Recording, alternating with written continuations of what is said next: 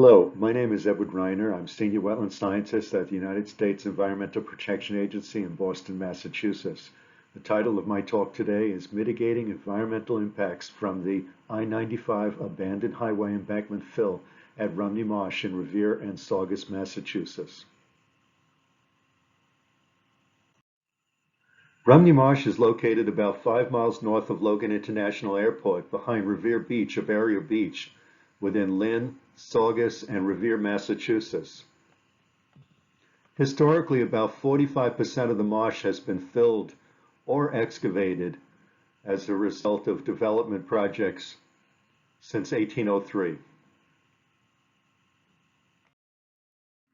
Between 1967 to 1969, 6 million cubic yards of sand and gravel was used to create an embankment 2.4 miles long, filling 120 acres of marsh for the planned construction of Interstate 95.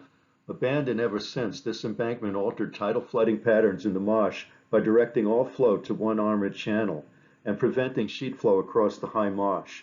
In 1988, the designation of the marsh as an area of critical environmental concern included a goal to remove the embankment and restore the marsh. The embankment has been eroding ever since, as documented here.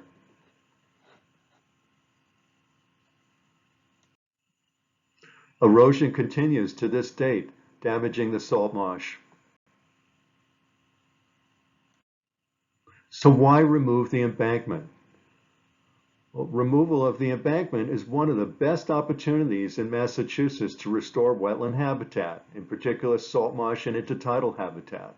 It's a stated goal of the 1988 designation of Rumney Marsh's area of critical environmental concern, and we could beneficially reuse embankment soils for other public works projects, including beach nourishment and dune creation, as part of flood protection plans.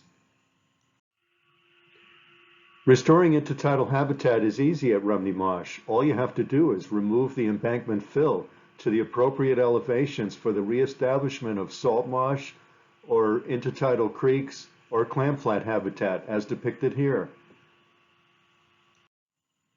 Natural colonization by salt marsh plants usually works, as depicted here.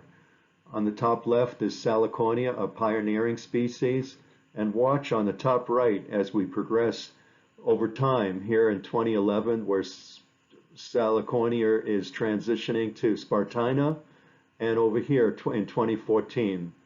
These pictures really do show a successful salt marsh and intertidal habitat restoration at Rumney Marsh. The I-95 embankment is shown in the center of this Rumney Marsh Restoration Areas map, which is available on EPA's website. If you notice, the green areas in the center of the photo are fill removal projects that have been already completed. But each of these projects have been required to retain a flood protection berm out of the length of the I-95 embankment, based on the belief that the I-95 embankment was restricting tides in the upper marsh and therefore protecting property from tidal flooding events. What have we achieved to date? Out of the 120 acres of fill from the original I-95 embankment, we've removed 37 acres already in order to restore aquatic habitat. But we haven't addressed the 444 acres that's restricted by the embankment. This is the armored channel crossing of the relocated Pines River. In the background are two of the three bridges on State Route 107 that were replaced between 2009 and 2012, increasing tidal hydrology to the marsh. Studies by the U.S. Army Corps of Engineers in 1989 determined that mean high water on the upstream side of the embankment was 3/10 of a foot lower than the downstream side. Mean spring high water was 8/10 of a foot lower, and the maximum annual high tide line was as much as 1.7 to 1.8 foot lower on the upstream side of the embankment. However, EPA studies in 2019 reveals that these differences no longer exist. The Route 107 Bridges Reconstruction Project included improvements for tidal flow and flushing, as well as recreational access. A vertical wall bridge structure was converted to a riprap slope by expanding the length of the bridge, the new bridge, by 3 times. In addition, the bridge height was increased for recreational access.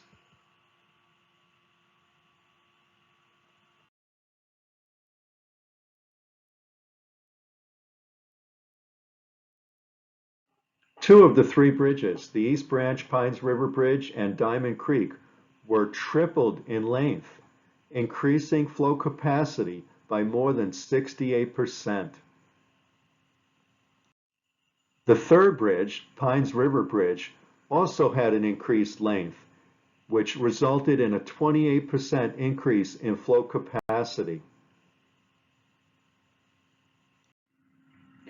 Observations of king tide flooding, which are the highest spring tides of the year, reveal it doesn't matter where you are in the estuary, upstream of the embankment in East Saugus as depicted here, or in Lynn, downstream, here again in East Saugus upstream, or at Ballard Street downstream where water can overtop from the Saugus River. Flooding seems to be occurring everywhere.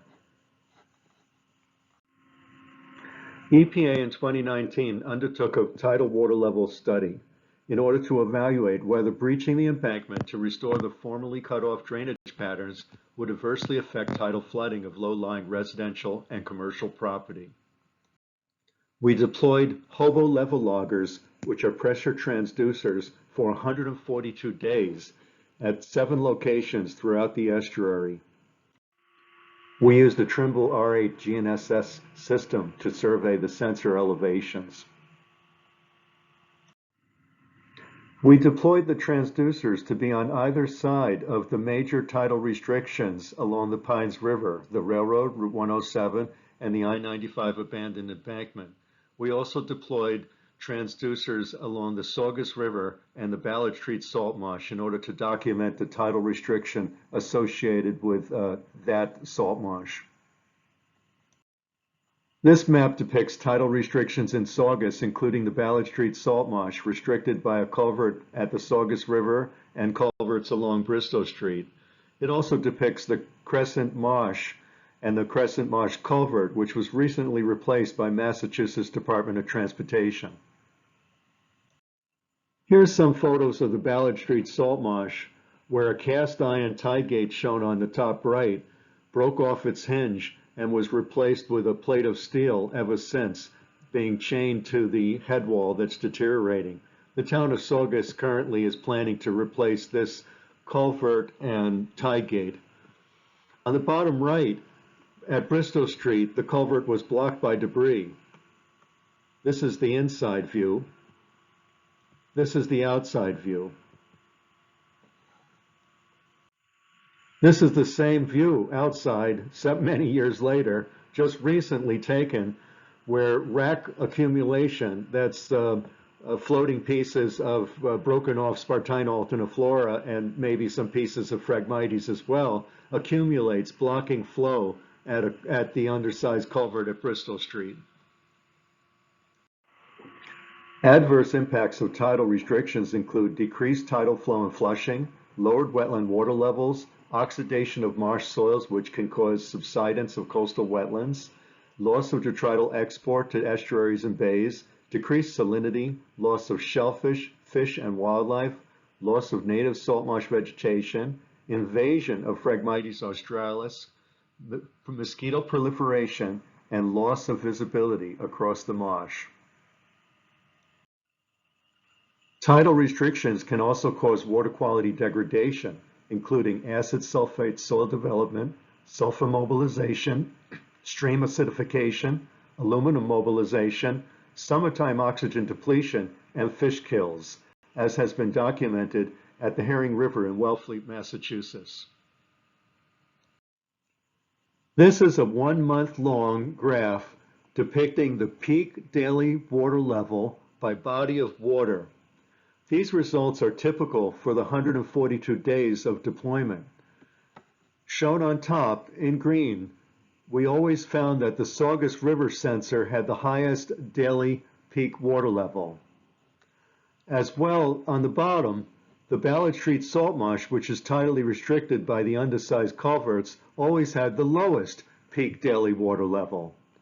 In between, the other 5 sensors only varied by a few tenths of a foot.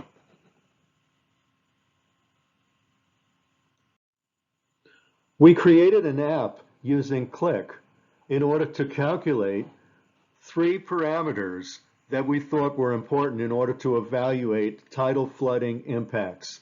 As shown here, we calculated the maximum, the mean high water, and the mean high water tidal datums at each of the 7 locations.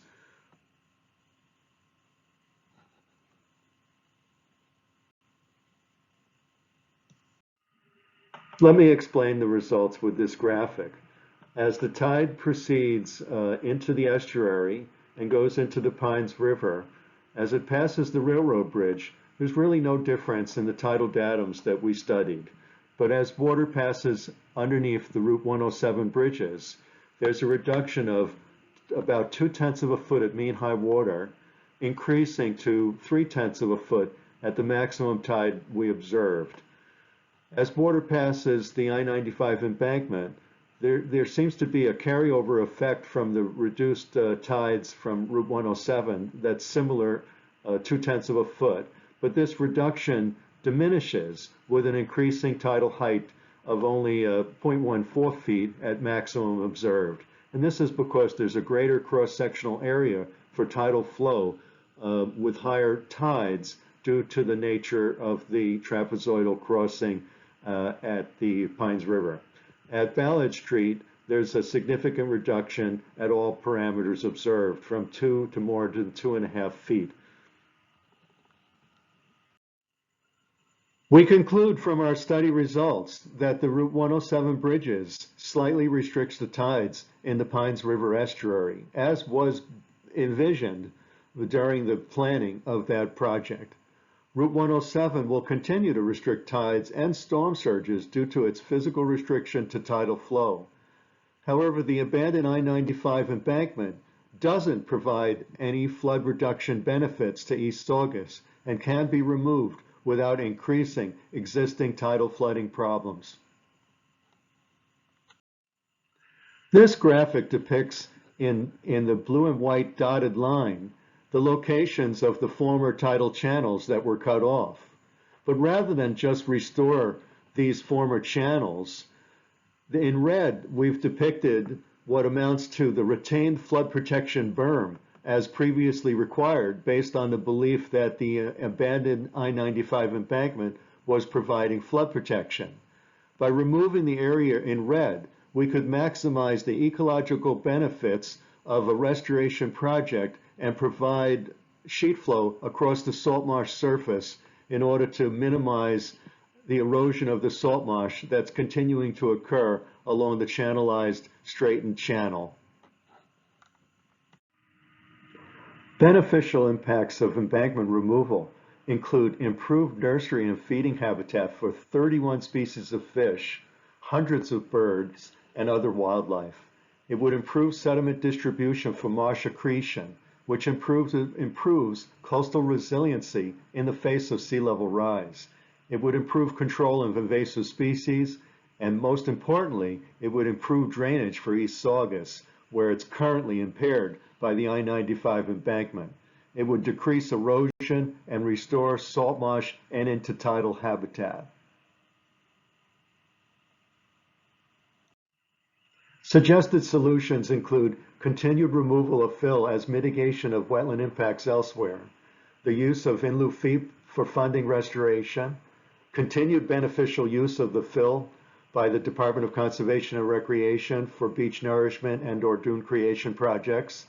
It potentially can be funded through supplemental environmental projects, grants for proactive wetland restoration, and maybe requirements for mitigation of floodplain fill in the estuary. Thank you very much. For more information, check out EPA's Rumney Marsh Wetland webpage or watch the Rumney Marsh video. Thank you.